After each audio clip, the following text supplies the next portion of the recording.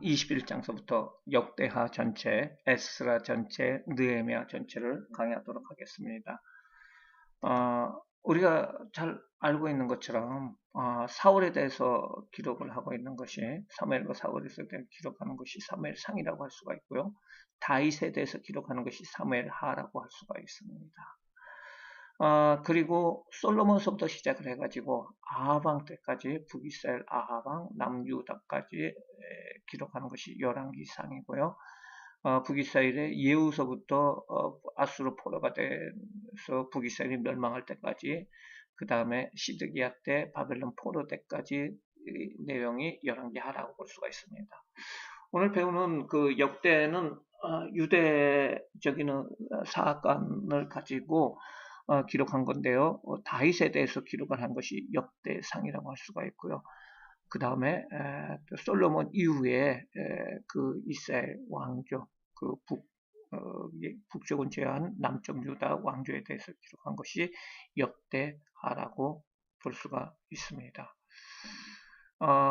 북이스라엘은 19명의 왕이 있어요. 그런데 그 중에 선한 왕이 없습니다. 그 수도는 사마리아고요. 사마리아는 오므리 때 사마리아로 옮깁니다. 이들은 바로 아수르로 포로를 가게 되고요. 유다는 왕이 19명이고 여왕이 1명이죠. 이것을 아달라 여왕을 제외하는 사람들도 있습니다. 그 중에 선한 왕은 8명이고요. 수도는 예루살렘이고 바벨론 느부갓네살 왕이 와가지고 바벨론으로 포로로 가게 됩니다. 제국들을 좀 알라 그러면은 바벨론, 그 다음에 페르시아, 이런 데를 알라 그러면은 우리가 먼저 다니엘의 그 꿈 해석에 대해서 먼저 알아보도록 하는 것이 중요한데요. 다니엘서 2장 31절에서 44절 말씀해 보면은 느부갓네살 왕이 그 바벨론의 느부갓네살 왕이 꿈을 꾸게 됩니다. 꿈을 꾸게 되는데 그 박사들한테 얘기를 하기를 내 꿈을 해석하라는 거죠. 그러면서 얘기를 하기를 그러면 어떤 꿈을 꾸셨습니까? 물어보니까 너희들 내가 꿈을 얘기를 하면은 곡해를 해가지고서 해석할 거 아니냐. 그러면 꿈 내용까지도 너희들 안 알려 줄 테니까 너희들이 박사라면 그것을 알고 그 다음에 그것을 해석하라고 얘기를 합니다. 이때 다니엘이 해석을 하게 되죠. 다니엘이 해석을 하는데 왕께서 큰 신상을 보게 되는데요. 머리는 순금으로 됐다는 거죠. 큰 신상이. 그 다음에 그 가슴과 두 팔은 은으로 되어 있어요. 그렇죠? 그 다음에 배와 그리고 넓적다리와 넓적다리는 노수로 되어 있습니다. 노수로 되어 있고요. 그 다음에 종아리는 쇠로 되어 있고요. 그 다음에 마지막으로 발은 쇠와 진흙이 섞여 있는 모습으로 되어 있다는 거죠. 그리고 나서 이런 큰 신상이 있는데 큰 돌이 점점 커지더니 이 큰 돌이 이 신상을 쳐버리는 거죠. 그래서 이 신상은 넘어져 버렸다, 부서져 버렸다. 그리고 이 돌이 점점 커졌다. 라는 것이 바로 그 꿈인데요. 그러면서 해석을 합니다. 느부갓네살 왕이 하나님께서 세워가지고 세계 역사에서 머리로 세웠다는 거죠. 왕 곧 금머리니이다 라고 얘기하고 바벨론 제국을 얘기하고 있어요. 그 이후에 나타날 제국들에 대해서 이야기를 하고 있는데요. 가슴과 두 팔은 메데와 파사 왕이다 라고 얘기를 하고 있어요. 메데와 파사는 연합군입니다. 연합군으로 해서 바벨론을 점령을 하게 되는데요. 결국은 바사라고도 하고 파사가 메대를 이깁니다. 이겨가지고요. 메대가 작아지고 페르시아가 바사가 바로 페르시아인데 페르시아가 커지게 되는 모습을 볼 수가 있습니다. 바로 페르시아 제국을 얘기하고 있습니다.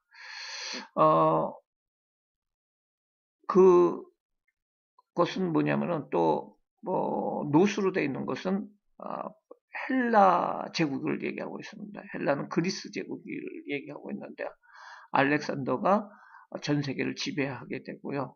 나중에 갑자기 30세에 죽게 되고 이하의 4명의 나라가 통치를 하게 되는데, 이거는 머리 4개와 날개 4개를 얘기를 다니엘서 7장에 별도로 또 얘기를 하고 있습니다. 8장에도 얘기를 하고 있어요. 7장에도 나오고 8장에도 나오고요. 2장에도 나오고요. 이렇게 나오게 되는 것이 바로 헬라고요. 그 다음에 로마 제국을 얘기하고 있습니다. 종아리는 쇠를 얘기를 하고 있는데요. 쇠라는 것은 철기 문명을 얘기를 하고 있고요. 로마를 얘기를 하고 있습니다. 두 다리는 바로 동로마, 서로마를 얘기하고 있고요. 발은 뭘 얘기하느냐면은 바로 마지막 제국을 얘기하고 현대사회를 얘기를 하고 있습니다. 그래서 마지막 세계를 얘기를 하고 있고, 그 돌이라는 것은 바로 예수 그리스도를 얘기하고 있다는 것입니다. 이걸 통해서 우리가 알 수 있는 것이 뭐냐면은, 이게 바벨론이라는 나라가 영속하지 않고, 그 다음에 페르시아가, 바벨론 다음에 페르시아가, 그 다음에 헬라, 그 다음에 로마가 이어진다는 것을 얘기를 하고 있는데요. 이스라엘의 북쪽에 남북으로 갈렸을 적에 남쪽에는 전통적으로 애굽이라는 나라가 있었고요. 북쪽에 아수르가 쳐들어와가지고 북이스라엘을 멸망을 시킵니다. 멸망을 시키게 되고요. 그 후에 바벨론이 쳐들어오게 되는 거죠. 그리고 바벨론 남쪽에 유다를 멸망시키고요. 그 다음에 큰 나라가 있는데 바사 페르시아라고 할 수가 있습니다. 페르시아. 그래서 아수르, 바벨론, 페르시아 순서대로 초강대국들이 진출을 하게 된다는 거죠. 아수르 나라는 이렇습니다. 이렇게 니누에를 중심으로 해가지고 극동 지역을 점령을 하는데요. 그 후에 바벨론 나라가 나타나가지고 강력하게 나라를 지배를 하게 됩니다. 그 후에 나타난 것이 페르시아인데요. 바사 제국은 아주 넓은 나라로 나가게 되는데요. 128개국을 다 점령을 하는 128개국을 점령하는 그런 나라가 바로 바사라고 할 수가 있습니다. 그래서 오늘 역대서에서 배경으로 나오는 것이 이 얘기를 하는 것이 바로 아수르, 그 다음에 바벨론, 그 다음에 페르시아까지도 이야기가 언급이 된다고 볼 수가 있습니다. 사무엘 하에서 하고 역대상에서도 다윗에 대해서 동일하게 기록을 하고 있는데요. 다윗의 치세를 강조를 하고 있습니다. 어떻게 다윗이 이렇게 업적을 강조를 하고 있는데요. 역대에서는 성전을 강조를 하고 있습니다. 하나님의 성전을 강조하고 있고요. 계보에 대한 언급이 없지만 9장에 걸쳐 계보에 대해서 얘기를 하고 있고요. 서서히 나라가 확장이 되고 11장, 12장에 가가지고 터닝 포인트가 있습니다. 바세바 사건이 터닝 포인트로 하얀 길을 걷게 되지만은 바세바에 대한 언급이 역대상에서는 다윗 왕의 생에서는 없고 그저 나라가 확장되고 발전된다는 얘기로 나와 있습니다. 유다의 왕들에 대해서 우리가 알아보도록 하겠습니다. 유다 왕은 그 분열 왕국 유다죠. 솔로몬의 아들인 르호보암이 아비암을 낳게 되죠. 그리고 아비암이 아사를 낳게 되는데 아사가 다음에 여호사밧입니다. 근데 아사하고 여호사밧은 착한 왕이에요. 선한 왕이에요. 정직히 행했다라고 나옵니다. 8명의 그 왕인데요. 아사 왕은 일평생 온전하였고 선과 정의를 행하였지만은 아람 왕을 너무 의지를 하게 돼요. 그래서 나중에는 병이 들어가지고 죽게 됩니다. 여호사밧도 정직히 행하지만은 산당을 안패하고 악한 자를 돕고 혼인을 합니다. 이 악한 자라는 것은 북의 아합 왕과 협력 관계를 가진다는 것입니다. 아합의 아들이 여호람이고요. 여호람의 아들이 아하시아고 그 다음에 그 딸이 아합의 딸이 아달랴인데 결혼을 해가지고선 여호람한테 아합이 여호사밧하고 사돈관계를 맺으면서 아합의 딸인 아달랴가 여호람하고 결혼을 하게 되고요. 뒤에서 우상을 섬겨요. 그리고 또 정치를 하게 되는데 그 아들 아하시아가 있을 적에 완전히 유다를 쑥갓으로 만들죠. 그리고 아하시아가 죽자 모든 왕족들을 멸하고 스스로 왕이 됩니다. 왕이 되는 사람이 누구냐면 아달랴가 아주 악한 여왕이라고 할 수가 있는데요. 그런 그 왕족들을 멸하는 과정 중에서 살아난 어, 여호사가 여호야다의 제사장의 뒤를 받아가지고 그 후광을 받아가지고 왕이 되죠. 7살 때 왕이 돼가지고요. 다스리게 되는데요. 요아스가 성전을 보수를 하는 거지만은 나중에 제사장 스가랴를 죽이고 하나님을 떠나는 모습을 볼 수가 있습니다. 아베다, 야마사도 정직히 행하지만 산동을 제거하지 않고 신복들을 죽입니다. 그리고 우시아는 정말 칭찬받고 그런 사람들입니다. 그런데 그 우시아가 나중에는 교만하여 성전 분양을 시도를 하다가 나병에 걸리게 됩니다. 그 다음에 요담입니다. 요담은 성벽들을 많이 건축을 하고요. 정직히 행하였다라고 얘기가 나옵니다. 요담은 아주 착한 왕입니다. 아하스는 악한 왕이고요. 히스기야는 성전을 수리하고 종교 개혁을 하고 노뱀을 제거하고 근데 스스로 자랑하고 교만하다가 자손들이 포로로 가게 되고요. 제일 악한 왕이 므낫세입니다. 므낫세고요. 그 다음에 그 아들 암몬이 살해가 되지만은 또 그 아들인 요시아가 왕이 되죠. 왕이 돼가지고 요시아는 율법을 준행하는 왕으로 전에도 없었고 후에도 없었다. 아주 신실한 왕입니다.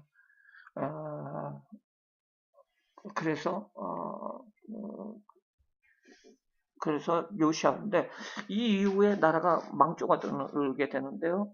그 첫째 부인 스바자에서 여호야김, 그 다음에 하부달에서 여호아하스, 그 다음에 시드기야가 나오는데 첫째 왕은 둘째 부인의 첫째 아들인 여호아하스인데요. 애굽의 포로가 됩니다. 애굽의 왕이 와가지고 누구 왕이 와가지고 계속 포로가 돼버립니다. 포로가 돼버리고 대신에 첫째 아들인 여호야김을 그 시사단이 세우게 됩니다. 그리고 여호야김이 아들인 누구요? 그 여호야긴 여기도 여호야김도 바벨론 포로가 되고요. 그 다음에 그 아들도 여호야김도 포로가 되고 그리고 그 삼촌인 시드기야가 마지막 왕이 되는데요. 바벨론 포로로 끌려가고 나라가 망하게 됩니다. 바벨론 포로는 3차에 걸쳐 가지고 이루어집니다. BC 605년경에 여호야김 때 느부갓네살 왕이 바벨론 느부갓네살 원년인데요. 쳐들어옵니다. 쳐들어와 가지고 다니엘을 포함한 왕족과 귀족이 포로가 대상이 되고요. 그때 성전 기구가 약탈되고 그곳을 바벨론 신당에 두게 됩니다. 그래서 첫 번째 포로 때 간 사람이 다니엘입니다. 이 다니엘과 세 친구는 이 바벨론이 점점 커지다 보니까 각 지방에 관리들을 세워야 돼요. 정치 지도자들을 세워야 되는데 인재들이 부족한 거예요. 그래서 전 세계에 그 이제 점령하는 곳에 왕족들이나 귀족들 중에서 아주 똑똑한 사람들을 모아가지고 그 바벨론 싱크탱크를 만듭니다. 그러니까 대학을 만들죠. 3년 동안 가르쳐가지고 그 중에서 뛰어난 사람, 하버드 대학 비슷한 거죠. 뛰어난 사람을 정치 지도자로 세우는데 거기에서 아주 뛰어난 역할을 한 사람이 다니엘과 세 친구라고 할 수가 있습니다. 그래서 끌려갔죠. 끌려가는 사람이 1차 때 605년에 다니엘이 끌려가게 됩니다. 2차 때는 바로 8년 후에 열왕기하 24장 12절을 보면은 여호야긴이 즉위했을 적에 여호야긴은 누구예요? 저기 여호야김의 아들이죠. 여호야긴이 즉위한 그 해에 느부갓네살이 쳐들어와 가지고요. 왕과 모친과 아내와 넷이와 군세 있는 자들을 데려갔는데 그때 에스겔이 같이 가게 되고요. 1만 명이 가게 되는데 그 중에는 이제 뭐 공장과 대장장이라든지 기술자들이라든지 용사라든지 이런 사람들이 끌려가게 됩니다. 2차로 끌려가고요. 이때 성전과 왕궁의 보물이 약탈되고요. 성전의 금기명이 훼손이 됩니다. 3차는 이제 그 이후에 한 10년이 지난 후에 마지막인 시드기야 11년 차에 하는데요. 시드기야 왕 및 빈천한 국민을 제한 모든 백성이 다 끌려가게 돼요. 어디로? 바벨론으로. 그리고 왕궁, 성전, 모든 귀인의 집까지 다 불살라버리고 예루살렘 성벽을 헐고요. 그 다음에 성전 투기둥과 기명들을 다 야탈하고 성전들이 완전히 폭삭 망하게 돼버립니다. 이것이 마지막 586년, BC 586년의 바벨론 포로라고 할 수가 있습니다.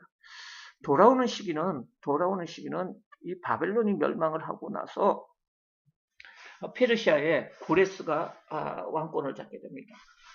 그때 고레스 원년에 537년. 그러니까 1차로 포로 간 후에 70년이라고 볼 수가 있어요. 마지막 해와 관련해 가지고서는 한 50년밖에 안 되죠. 한 40년밖에 안 되죠. 그 고레스 원년에 이제 돌아오게 되는데요. 그 고레스가 하나님의 은혜 가운데서 너희들 가가지고 성전을 지어라라고 명령을 합니다. 그래서 수르바벨과 여호수아가 중심이 돼가지고 지도자가 돼가지고 돌아오게 돼서 그들은 성전 재건을 하게 됩니다. 귀환의 계기는 다니엘의 활동과 그 기도입니다. 그 이전에 다니엘의 활동과 그리고 그것을 통해서 총 돌아온 사람이 49,897명입니다. 에스라서에 나오는데요. 49,897명이 돌아오게 됩니다. 이건 거꾸로 얘기해가지고 남아있는 사람들도 엄청 많았다는 거죠. 바벨론의 어떤 경제적인 이윤이나 또 이득이나 그렇지 않으면은 어떤 가족이 움직이기 어려운 그런 상황 때문에 돌아오지 않은 사람들이 많았는데 이렇게 귀환한 사람들을 뭐라고 얘기하냐면은 남은 자라고 얘기를 합니다. BC 458년에 에스더 사건 이후에 아닥시스사 1세 7년에 에스라를 중심으로 해가지고 돌아오게 됩니다. 이들은 돌아와서 성전 제사에 필요한 물질을 보충하고요. 에스라를 중심으로 해가지고 율법 교육을 하는데 대략 남자만 1775명 정도 된다고 할 수가 있습니다. 그래서 성전 건축과 관련해가지고 물자 지원과 이후에 율법적인 그 성경적인 것을 다시 회복하기 위해서 에스라가 돌아오게 됩니다. 그 다음에 BC 444년에 아닥사스다 1세 20년에 느헤미야가 돌아오게 되는데요. 느헤미야는 돌아와서 예루살렘 성벽을 증건을 하게 됩니다. 그래서 52일 만에 성벽을 쌓고요. 공동체 질서를 확립하게 되고요.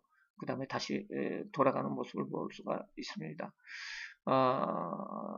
느헤미야 혼자만 돌아왔다고 이렇게 기록되어 있다고 보면 됩니다. 귀환의 역사입니다.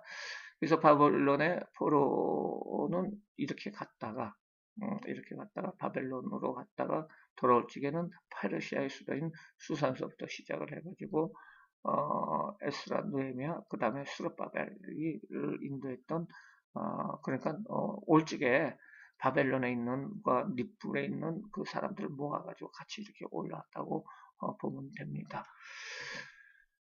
에스라가 나오는데 사실은 역대상과 역대하도 에스라가 수가 있습니다. 저자는 바로 에스라입니다. 그리고 그는 학사고 제사장입니다. 여호와께서 도우시다라는 뜻이고요. 아론의 16대 손이고요. 학자며 학사고 왕에게 구하는 것을 다 받는 자라고 얘기하고 있습니다. 2차 귀환에 예루살렘에 귀환을 하게 되고요. 종교개혁을 주도를 하게 됩니다. 모세율법에 익숙한 자고요. 유대의 3대 랍비가 있는데요. 힐렐과 가마리엘과 에스라라고 할 수가 있습니다. 그리고 시편 110편의 저자이고요. 역대상하와 에스라와 느헤미야도 에스라가 썼다고 이렇게 얘기를 합니다. 에스라는 하나님에 대한 강한 신뢰, 도덕적인 지실함, 그리고 죄를 슬퍼하는 태도 등으로 특정 지을 수 있는 경건한 사람이었다는 것입니다. 언제 썼느냐면은 에스라하고 느헤미야가 한 권책으로 볼적에 이제 돌아와 가지고 기록했다고 이렇게 볼 수가 있고요. 그리고 포로 귀환에 대해서 나오고요. 첫 번째는 바로 스룹바벨이 인도에 귀환하는 것이 스가랴서 1장, 2장에 나와 있고요. 7장, 8장에는 에스라 자신이 다시 왔다. 그래서 처음에 왔을 적에 성정 재건을 했다. 그리고 7장에 보면은 재건하는 것이 나오고 2일 후에라는 것이 나오는데 이것이 60년간의 공백이라고 할 수가 있습니다. 1장에 보면은 고레스의 해방에 대해서 얘기했습니다. 여호와께서 에레미야를 통해서 하신 말씀들을 이루려고 바사한 고레스의 마음을 감동시켜서 유다 백성들이 예루살렘으로 돌아와 성전을 재건한다는 것입니다. 귀환자 명단이 2장에서 나옵니다. 성전 재건을 5만 명의 사람들이 시작을 하게 되고요. 먼저 단을 쌓고 하나님 앞에 번제를 드리고 성전 재건을 시작하지만은 4장에 보면 사마리아인들이 방해를 합니다. 사마리아에 살고 있던 북이스라엘 사람들이 혼혈이죠. 유다 백성들이 성전 재건한다는 소식을 듣고 수르바벨과 족장들을 찾아와서 성전 건축에 참여한다고 제의를 했지만 단칼에 거절당하고 그러자 성전 건축을 방해를 하게 됩니다. 이로 인해서 성전 재건 공사가 중단이 되게 됩니다. 5장에 보면은 학개와 스가랴 선지자를 통해서 바로 한 14년의 공백이 있다고 보면 되는데 성전 공사를 다시 착수를 하게 되고요. 이제 총독이 다시 공사를 허락을 하게 되는데요. 다리오 왕 때 성전 건축을 이제 시작해가지고 완공이 됩니다. 그리고 첫 6월절을 지내게 되고요. 그때 이제 에스라 일행이 귀환을 하게 되고요. 그 다음에 귀환자 명단이 나오고 에스라가 회개 기도 운동을 하게 됩니다. 예루살렘에 거지 얼마 안 돼서 이스라엘의 지도자들이 이방 여인들을 아내와 며느리로 삼았다는 것을 알게 되고요. 죄를 회개를 하게 되고요. 참회와 개혁 운동을 통해서 이방 여인들과 헤어지도록 권면하고 그런 개혁이 이루어진다라는 것이 10장까지의 내용이라고 할 수가 있습니다. 이어진 느헤미야는 성전 건축에 대해서 성벽 건축 계획에 대해서 얘기를 하고 있고요. 그 다음에 건축과 방해에 대해서 성벽이 6장, 7장에 완성이 되고 그 다음에 에스라의 종교개혁에 대한 내용이 나옵니다. 성벽 완성 후에 그리고 정화 개혁이 나타난다는 것이 느헤미야라고 할 수가 있습니다. 성벽 재건이 왜 이렇게 중요하느냐? 성전은 건축을 했지만은 성벽 재건을 통해서 완전한 이스라엘 회복의 기초를 삼는다는 것입니다. 바상 아닥사스사 20년에 술 맡은 관리인이었던 그 느헤미야는 예루살렘 성이 회파되고 성문이 불타는 소식을 듣고 금식을 하면서 하나님께 기도할 적에 느헤미야는 왕의 허락을 받아서 예루살렘에 도착하고 성터를 시찰을 하게 되는 2장에 보면요. 그리고 백성들의 비웃음이 있었는데요. 각 부분으로 해가지고 전문가들을 맡아가지고 이제 사람들 그 족속들 가족들 그 지파의 족속들로 해가지고 범위를 주어가지고 재건을 시작을 하게 됩니다. 그때 방해하는 사람들이 있었습니다. 방해하는 사람들을 막기 위해서 무기를 들고 일하는 대책을 느헤미야는 세우게 되었다. 4장에 보면 나오고요. 백성들의 불평도 있었습니다. 불평도 있었지만은 그 불평이 뭐냐면 그 고리 대금 문제였는데 그 고리 대금을 이제 빚을 빚 돌려주도록 이렇게 얘기를 해가지고 세금을 면제를 하고 빚의 세금을 면제하고 책망하고 이제 종으로 파는 사람도 돌려주고 함으로 말미암아 문제를 해결한다. 6장에 가가지고서는 성벽이 완성이 되고요. 50일 만에 성벽은 완성이 되고 지도자를 세우게 되고요. 저기 하나냐를 예루살렘을 지키게 하게 됩니다. 에스라를 통해서 이스라엘의 율법책을 가져와 가지고 그 성벽 앞에서 읽고 그 다음에 초막절을 지키게 되고 백성들이 회개 운동이 일어나게 되고요. 하나님 말씀대로 따르겠다는 언약식이 있게 되고요. 성벽 봉헌식이 있게 되고 느헤미야가 그 개혁이 주도한다는 내용입니다. 에스라 느헤미야의 사건들의 개요를 보면은 먼저 BC 539년에 바벨론 포로가 돼가지고요. 고레스 원년인 587년이죠. 잘못 썼습니다. 그리고 고레스 원년에 이 포로가 해방이 됩니다. 그리고 뒤에는 세스바살이라는 사람을 중심으로 해가지고 와가지고 그 스룹바벨이 중심과 여호수아가 이제 성전 사역을 하는데 성전 사역이 중단됩니다. 14년 동안 중단이 되었다가 다시 시작이 되고요. 그 다음에 에스라가 바벨론에서 돌아오게 되고요. 백성들이 이제 모임을 갖게 되고 이방인들이 있는지 조사를 하게 되고요. 이방인들을 부인이나 며느리로 왔는지 조사를 하고 끝내는 그런 모습이 되고요. 그때 이제 또 느헤미야가 이제 왕한테 나가가지고 예루살렘으로 보내달라고 얘기를 하고요. 3차 귀환이 이루어지게 됩니다. 그리고 성벽이 444년 3월 4월에 완성이 되고 그 다음에 공중 집회가 있고 초막절이 있고 금식 기도를 하고 433년 4월에 그 느헤미야가 소환되고 귀환을 하는 모습을 볼 수가 있습니다. 그래서 전체적인 내용을 우리가 알아봤는데요. 아무래도 그 역대기와 에스라와 느헤미야 이것을 우리가 알아보면서 성전 건축 이 나라들이 어떻게 변동됐는지 그리고 어떻게 돌아왔는지를 말하고 있는 것이 바로 역대하 그 다음에 에스라 그 다음에 느헤미야라고 할 수가 있습니다. 예, 감사합니다.